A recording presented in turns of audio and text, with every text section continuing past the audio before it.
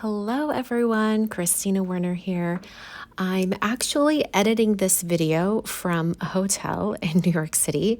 My husband and I are in town for a concert, and I edited this video on a plane. And it always makes me wonder, like, are people around me looking at my laptop? Like, are they like, what is she doing? You know, if you don't make cards, it might be a little weird, right? Anyway, when I was creating a couple of these cards for my very first release over at Concord and Ninth, I really wanted to create some plaid backgrounds. Now, when I was making all of my cards, I was using a particular color palette using Concord and Ninth inks. So I decided I would watercolor with the same inks to create my backgrounds. So this is eucalyptus ink. I've smushed my ink pad down onto a piece of plastic. This is a paint palette from Art Impressions. And then I kind of diluted the ink enough that it would flow really easily on a watercolor brush. And I painted some really wide stripes onto watercolor paper with just a very small amount of space in between the stripes. After I dried the stripes in one direction, I then painted them in the perpendicular direction. So this is going to create a little checked pattern. So this is the beginning of our plaid, but right now it just sort of looks like two stripes. It doesn't really have as much of an overlap. So that's when I decided that I would put a little more ink down onto my palette, and I would use less water so that it's a little darker.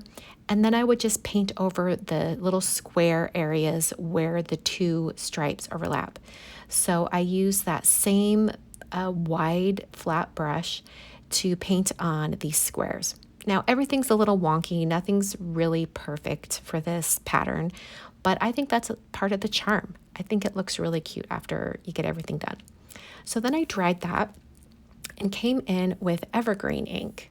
So we first started with eucalyptus, and now I'm going to evergreen. So this is most definitely a monochromatic plaid at this point. And I've also moved to a much thinner or less wide flat brush. I think this is just a 1/4 inch flat brush. You could do all of this painting that I'm showing today with a regular round brush. I think you definitely could do that. It's just a little bit easier with a flat brush because it keeps the same width as you're painting your stripes. So if you are wanting to try this out and you already have some watercolor brushes, but you don't have any flat watercolor brushes, I would encourage you to just get a couple. I think having like a small thin one like this that's about a 1/4 inch wide, and then like a 1/2 inch or even an inch wide. I believe the one that I used for the wider stripes was an inch wide. I think those two sizes are great, and not just for making plaid backgrounds or striped backgrounds, but also for doing large washes on your watercolor paper. So now I'm using some silver paint from Yuli Watercolors. This is from the Christmas Chromes water paint sets. And I finished that first pattern. We'll go back to that in a bit. I was just letting the silver paint dry. Now I've got some poppy ink, and this time I'm just going to paint the entire surface of my watercolor paper in this poppy ink. And I didn't add a ton of water. It was basically just enough to get it moving. In fact, you can see there that it was really thick, like my brush pulled my palette down when I tried to put more paint on my brush. So I'm just painting a flat color all the way across that watercolor paper. This also makes me think like, hey, using watercolor paper with your better press, because watercolor paper is so thick and luscious. If you don't have a colored watercolor paper or a thick paper that's the color you want, you could totally paint it with your inks like I just did with this red. So now I'm using black ink from Concord and Ninth. I dried the poppy background completely, and now I'm adding just similar stripes that I did to the first one, but this time they're going to be equally spaced apart.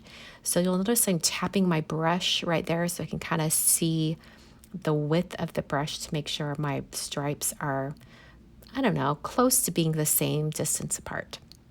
So I'm going to dry it going this direction, and then I'm going to flip it 90 degrees and paint in the other direction. So you could leave it just like this, and it's just a regular kind of buffalo plaid.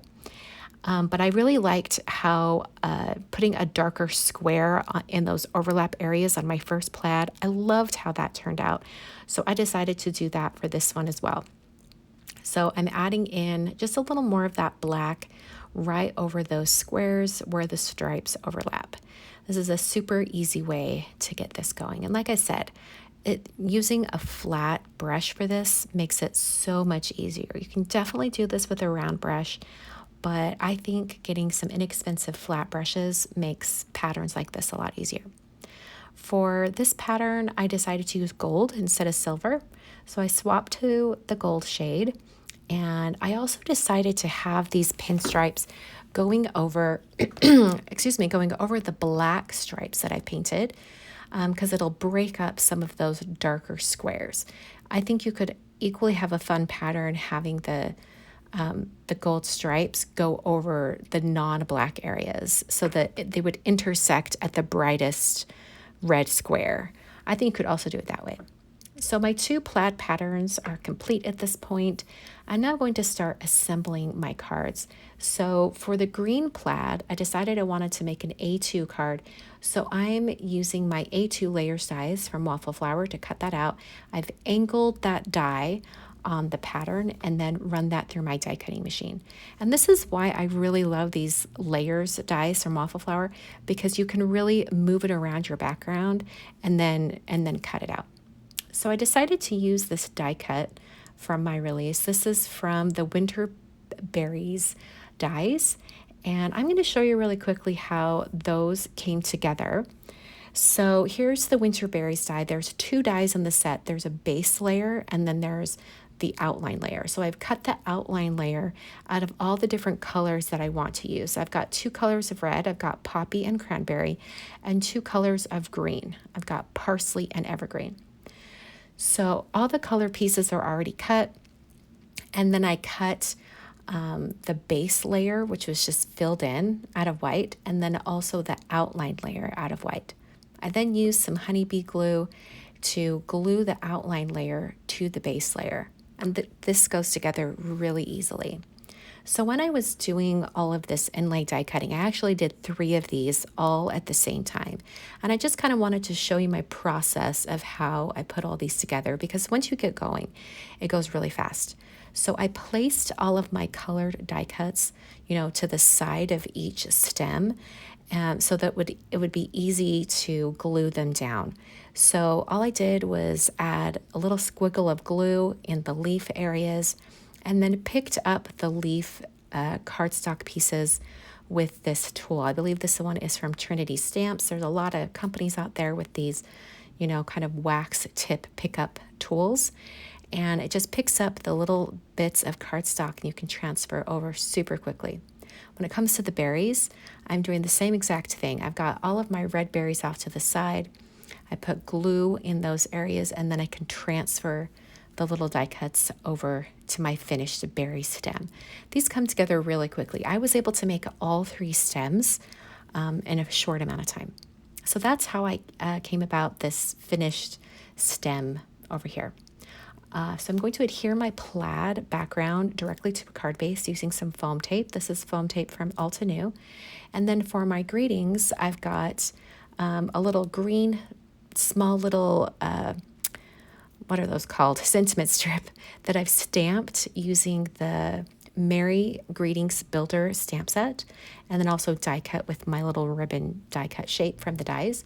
And then I also cut out Christmas in poppy cardstock, and then also the shadow layer in white, and then I assembled that. So I've got some foam on the back of the large Christmas die cuts, and I omitted foam from the center area because that berry stem, it goes right through the middle. Then put my little sub-greeting right above the die cut up there at the top. So that card's essentially finished. I went on to my red plaid. I used the A7 layers dies this time to cut out my plaid. Put some foam tape on the back, excuse me, and then adhered it to an A7 card. So I've got a little blip where I started to paint another gold stripe where I didn't need it. So I purposely positioned that so that when I glue down this large stem of berries and leaves, it will cover up that little gold section. Worked out great. And I assembled this die cut the same way I did for the previous one. This one is the Gentle Berries stem layering dies instead. Those are the two kind of berry die sets that are included in the September release. Since that large stem overlapped the edges of my plaid area, which was up on foam tape, I did slide a little bit of foam underneath the leaves that were kind of hanging off the edge. I have my Merry Christmas cut using the Merry Greetings Builder dies. And I just use a little bit of glitter paper for the shadow layer, some gold glitter, and then white for the words. And then I used Ballet Slipper, that pale pink cardstock for the sub-greeting, and then stamped From My Home to Yours in Poppy ink. So those are the finished cards for today. I hope you guys enjoyed. There were quite a few questions on Instagram when I shared these cards during some sneak peeks. So I wanted to make sure I included a video for y'all so you know how I created those plaid backgrounds. Thanks so much for joining me today. All of the items I've used today, if they're sold out currently at the ConcordN9th.com shop, they will be restocked very soon. You can click that notify me button and you will receive an email when it's back in stock. Thanks for joining me today. And from New York City, have a lovely day and thanks for watching.